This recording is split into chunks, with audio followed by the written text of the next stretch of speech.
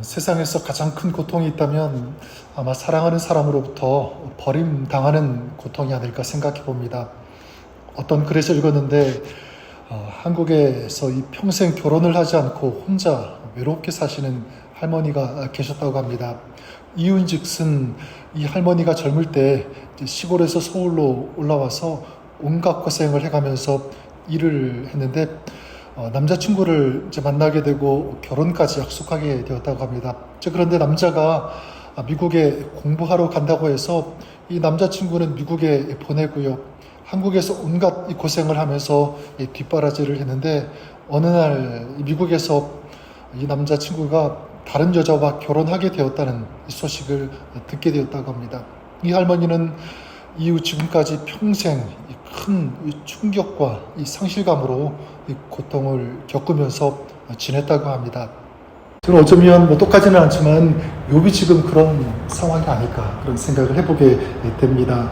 아니 욥은 어쩌면 이 할머니보다도 수십 배 아니면 수백 배 이상의 그런 고통, 그런 마음의 어려움이 있지 않았을까 이렇게 생각을 해보게 됩니다. 우리가 아는 바와 같이 욥은 모든 재산을 다 잃었죠. 또 자녀들을 잃었습니다. 자기의 몸에 종기가 나서 굉장히 극심한 고통 가운데 있는 것을 우리 보았습니다.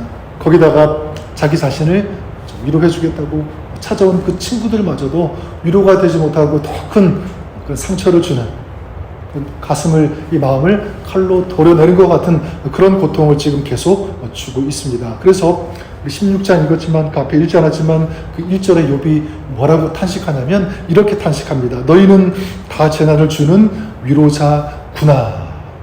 그래도 너희들 내가 좀 위로의 말을 듣고 싶었는데 그거까지도 안 된 거죠. 그리고 더 큰 고통은 뭐냐면 욥은 하나님으로부터 내가 버리심을 받은 것이 아닐까. 이런 마음. 그러니까 종합적으로 모든 면에서 다 하나님까지도 자기를 버리셨다. 이런 생각. 그것 때문에 극심한 굉장히 어려운 그런 고통과 어떤 마음의 상처를 받았을 것입니다. 그래서 욥은 자신이 받은 이 재앙을 하나님의 공격으로 표현하면서 이 자기 자신의 가정 또 자신의 모든 삶이 박살이 났다. 그리고 자기의 몸이 만신창이가 되었다. 이런 식으로 얘기를 합니다. 그게 이제 12절부터 15절까지인데 제가 다시 읽어드리면 이렇습니다.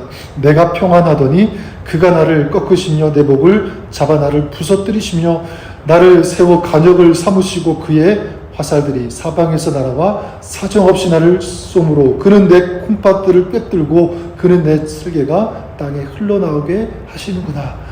그가 나를 치고 다시 치며 용사같이 내게 달려드시니 내가 굵은 배를 꿰매어 내 피부에 덮고 내 뿔을 티끌에 더럽혔구나.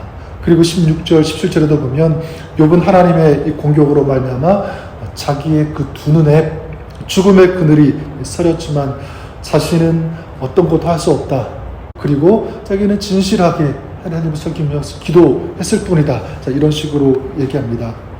그러면 여기서 우리가 한번 질문해 볼 수가 있겠죠. 마치 하나님께서 자기를 버리셨다는, 포기하셨다는 그런 느낌, 가장 극심한 고통이 아닐까요? 그런 고통에서 나와야 하는데 거기 머물러 있으면 안 되는데 어떻게 할 수 있을까? 저는 이 욥이 고통을 당하면서 그 답을 우리에게 제시하고 좀 보여주고 있다고 생각합니다. 만약 아무런 고통 없이 그냥 너 이렇게 해야 돼, 저렇게 해야 돼, 이런 식으로 얘기했다면 이게 실감나게 우리에게 메시지로 들리지 않을 것입니다. 하지만 욥은 모든 면에서 친구들 그리고 하나님까지 자기를 버리셨다는 어떤 그런 처절한 느낌, 이 고통을 당하고 있는 그런 상황에서 말하는 것이라면 우리가 좀 더 진실되게 받아들일 수 있지 않을까 그런 생각을 해보게 됩니다. 욥은 어떻게 했을까? 저에게 이렇게 다가왔습니다. 한마디로 말하면 기다림이라고 하는 단어예요. 기다림. 그냥 기다림이 아니라 소망을 갖고 기다리는 기다림. 그것이 이 고통을 이기는 방법이다. 욥이 그것을 오늘 우리에게 저는 보여주고 있다고 생각합니다. 그래서 오늘 말씀 그 뒤에 18절부터 22절까지 보면 욥은 하나님과 친구들 그리고 땅과 하늘이 모두 자기 자신의 적이 되었던 어떤 그런 지금 그런 상황, 그런 세상에서 무엇을 다시 품고 있냐면 소망을 품고 있다고 생각합니다. 소망. 18절에 얘기하죠. 땅 안의 피를 가리지 말라. 나의 부르짖음이 쉴 자리를 잡지 못하게 하라. 그 아벨의 피가 하늘을 향해 소리쳤던 것처럼 자기 자신도 하늘을 향하여 부르짖고 있는데 이 부르짖음이 헛되지 않았으면 좋겠다. 또 헛되지 않도록 해달라고 호소하고 요청하고 있습니다. 다시 말하면 이것은 희망을 포기하지 않은 거죠. 내가 소리 지르니까 이 소리가 묻히지 않았으면 좋겠다. 사라지지 않았으면 좋겠다. 간절한 소망이고요. 그리고 그 소망 속에는 무엇이 녹아있냐면 내가 이런 소망을 가지고 있는데 이 소망이 언제일지는 모르겠지만 이루어질 때까지 나는 기다리겠다. 기다리고 싶습니다.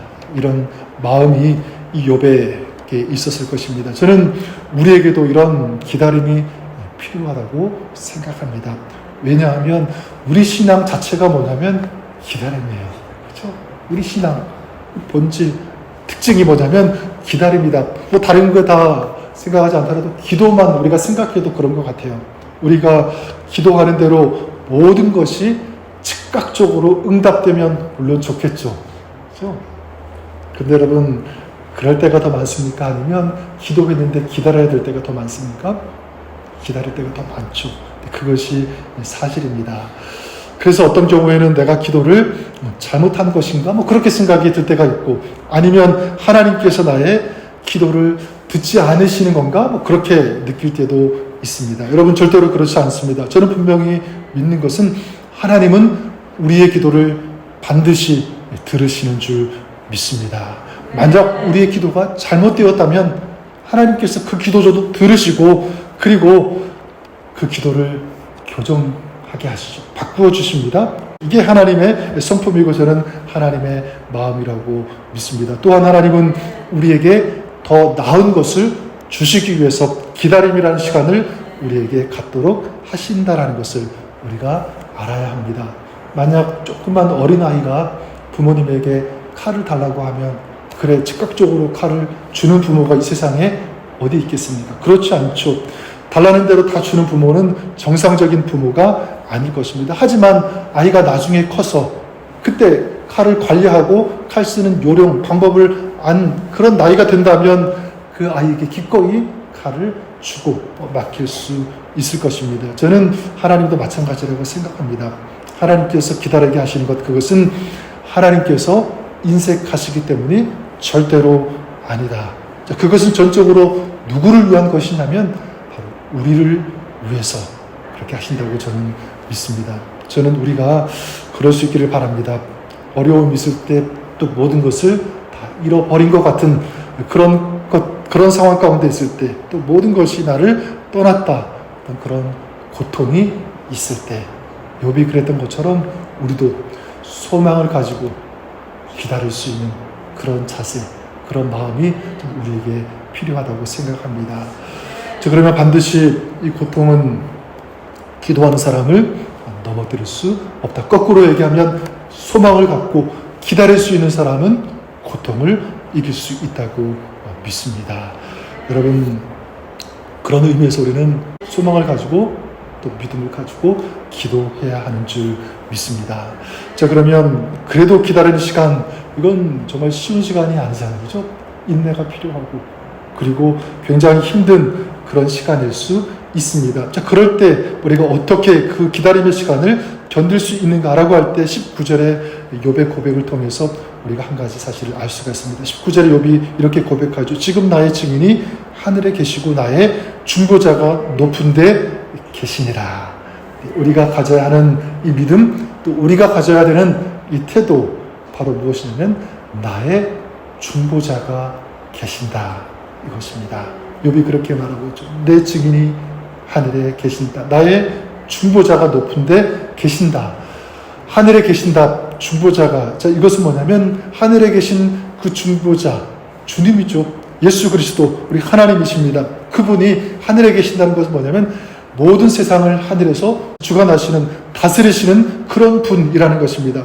그러니까 그 높으신 분이 모든 것들을 아시고 주관하시고 다스리시는, 전능하시는 분이 지금 내 모든 형편, 내 상황을 알고 계시고 보고 계신다. 나와 함께 하신다. 바로 중보자이신 하나님, 그분을 바라보고 의지함으로 이 욥은 소망을 가지고 기다리는데, 이 기다림이 언제 끝날지 모르는 고통이지만 그것을 어떻게 이겼습니까? 하늘을 바라보면서, 중보자가 되시는 주님을 바라보면서 그 기다림의 시간조차도 이겨나갔다고 저는 믿습니다. 저는 욥이 고백했던 이 고백이 우리의 고백이 될 수 있기를 바랍니다. 지금 내가 가는 길 나 혼자 가지 않는다. 오늘 내 모든 형편, 무거운 짐, 우리가 찬양했던 것처럼 하나님께서 아시고 하나님께서 보고 계시고 지금도 나를 도와주신다.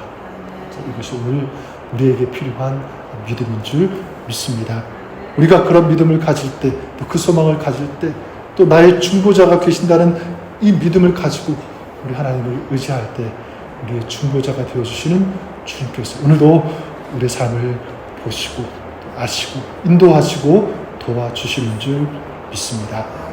오늘 말씀을 정리하면 욥이 하늘의 이 중보자를 간절히 소망하고 찾은 것처럼 오늘도 우리의 중보자가 되어주시는 예수 그리스도, 우리 그 주님을 바라보면서 그 주님의 이름을 부르면서 또 주님의 은혜를 구하는 오늘 하루, 또 여러분의 삶이 그렇게 될 수 있기를 주님의 이름으로 간절히 축원합니다. 그럴 때 우리가 어떤 형편 가운데 있든지 어떤 상황 가운데 있든지 주님께서 도와주시고 주님께서 놀라운 은혜와 은총을 우리에게 허락하시고 또 힘든 이 시간, 어려운 것들을 이겨나갈 수 있는 힘, 능력도 우리 주님께서 공급해 주시고 제공해 주실 것을 믿습니다. 소망 안에서, 믿음 안에서, 특별히 우리 중보자가 되어주시는 주님 안에서 오늘 우리가 살아가는, 승리하는 여러분의 삶이 될 수 있기를 주님의 이름으로 간절히 축원합니다.